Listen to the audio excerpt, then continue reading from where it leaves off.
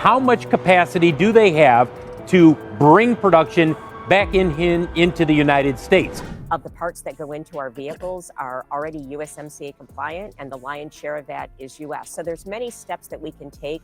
You're going to put a 25% tariff on 7.38 million vehicles. It's chaos, said Ford's CEO about Trump's tariff plans. Not challenging or difficult, straight up chaos. When car company executives start using disaster movie vocabulary, maybe we should pay attention?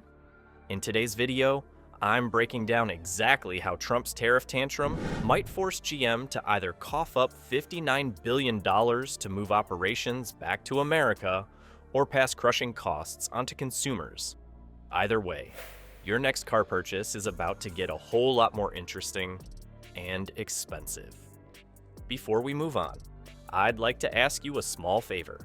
If you appreciate this content, please take a second to like this video and subscribe to the channel. Over 98% of you watch the videos without subscribing. It costs you nothing, but it makes a huge difference to us. So, did you click the subscribe button? Great. Thank you so much. Now, back to the video.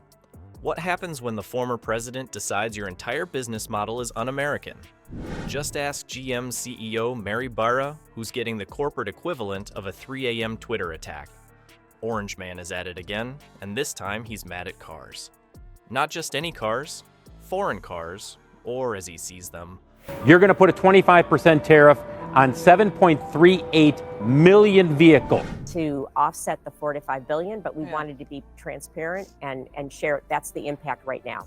Un-American metal boxes stealing jobs from hardworking patriots. Trump recently announced plans for a massive 25% tariff on all imported vehicles. Why? Because nothing says "Make America Great Again," like making cars super expensive overnight.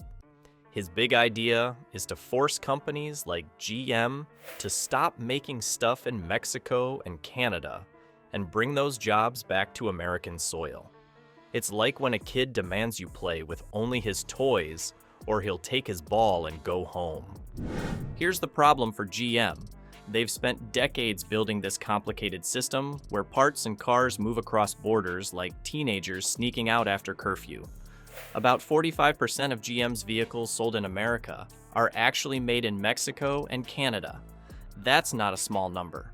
We're talking billions in potential tariff costs that would hit GM like a financial sledgehammer. Trump's playing the hero card hard on this one. He stands at rallies pointing fingers at greedy corporations who abandoned American workers. Meanwhile, GM executives are probably stress-eating donuts in boardrooms, trying to figure out how to explain basic economics to a guy who thinks trade is a zero-sum game. The president keeps promising his supporters that these manufacturing jobs will magically reappear in the Midwest, like they're playing some kind of economic peekaboo. They'll all come back. They have no choice, Trump told a crowd in Michigan last week. Either they build here and hire American workers, or they pay. It's very simple. How much capacity do they have to bring production back into the United States? Of the parts that go into our vehicles are already USMCA compliant, and the lion's share of that is US. So there's many steps that we can take.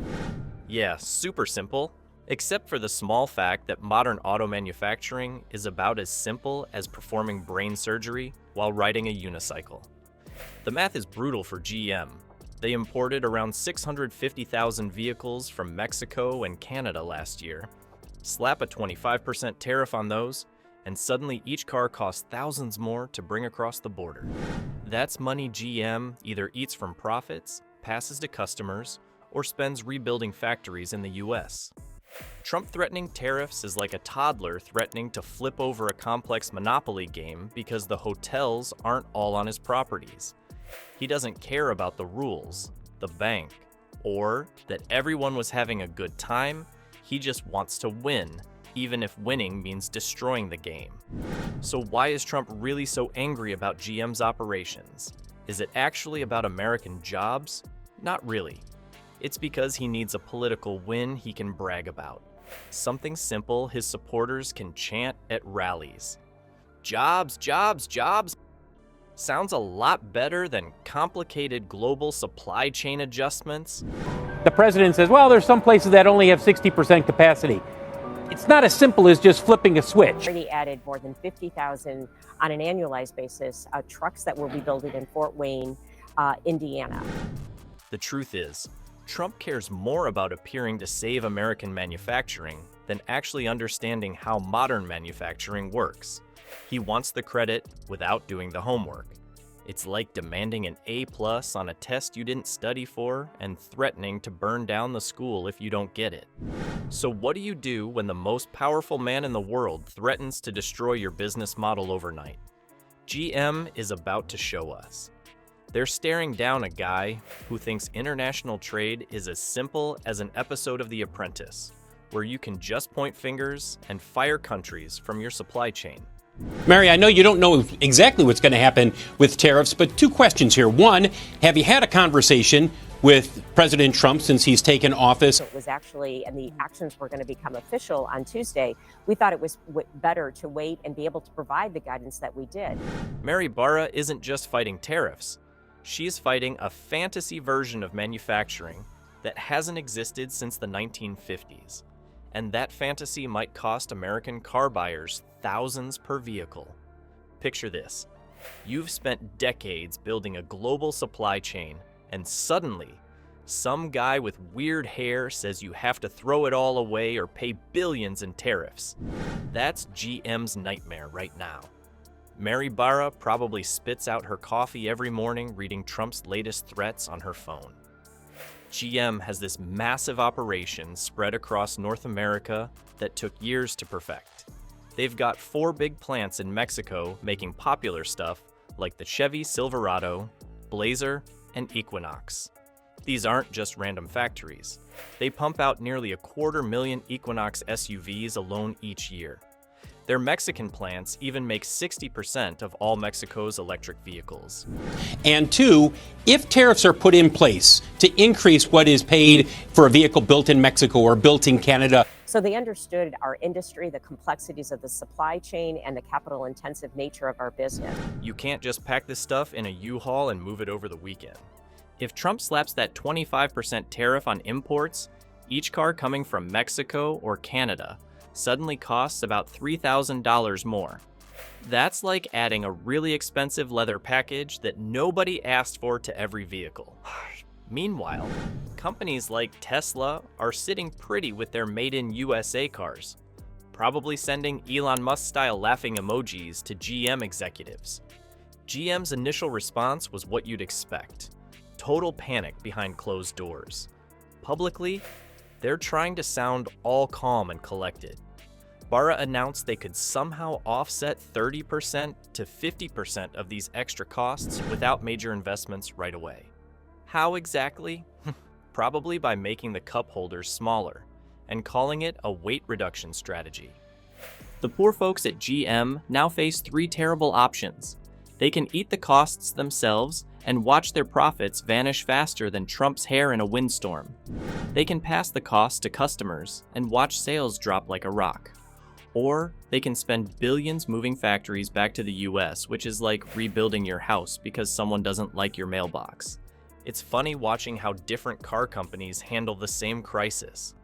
Mary Barra from GM is all professional and measured, talking about contingency plans and mitigating factors.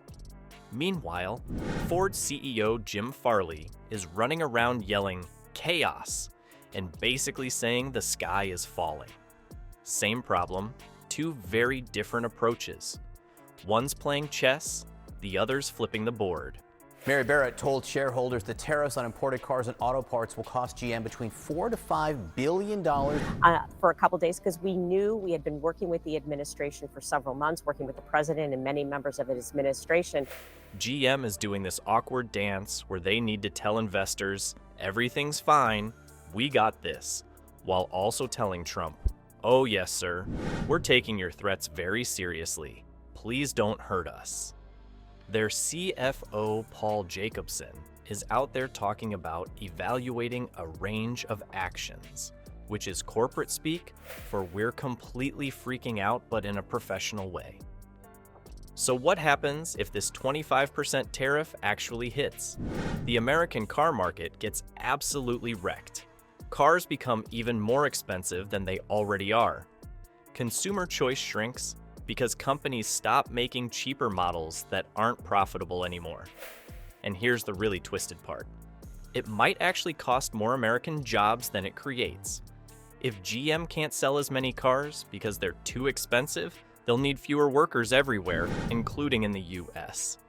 The American Automotive Policy Council, which represents Detroit's Big Three, is pointing out that they already buy most of their steel and aluminum from the US and nearby countries. They're basically saying, we're already pretty American, can you please not destroy our entire business model?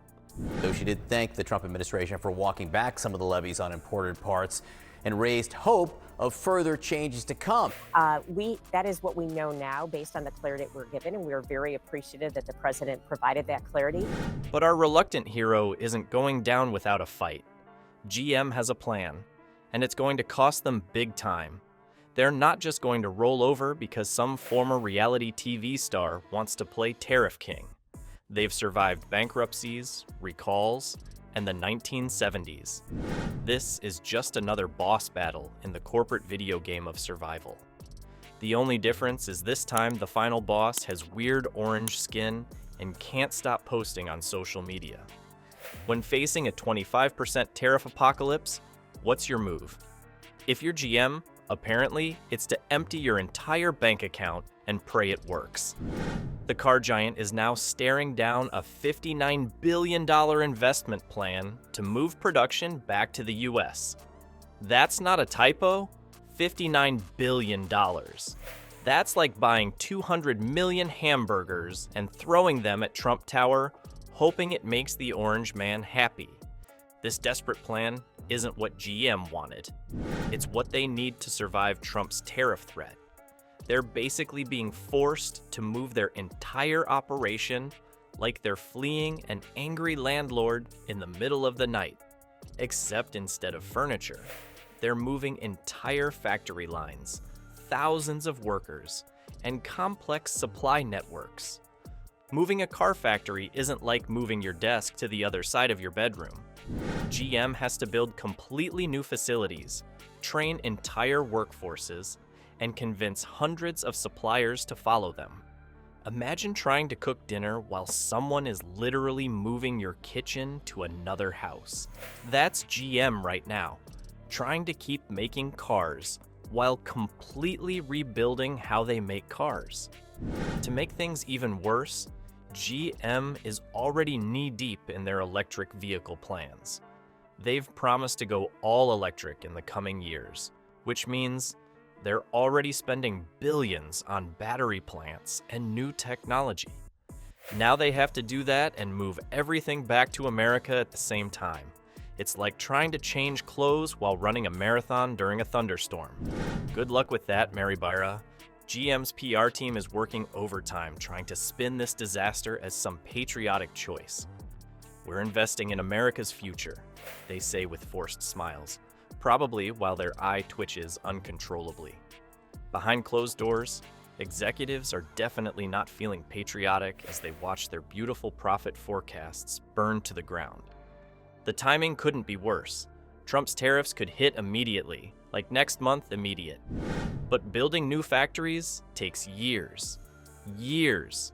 So GM is stuck paying these massive tariffs while simultaneously spending billions to build factories to avoid the tariffs they're already paying.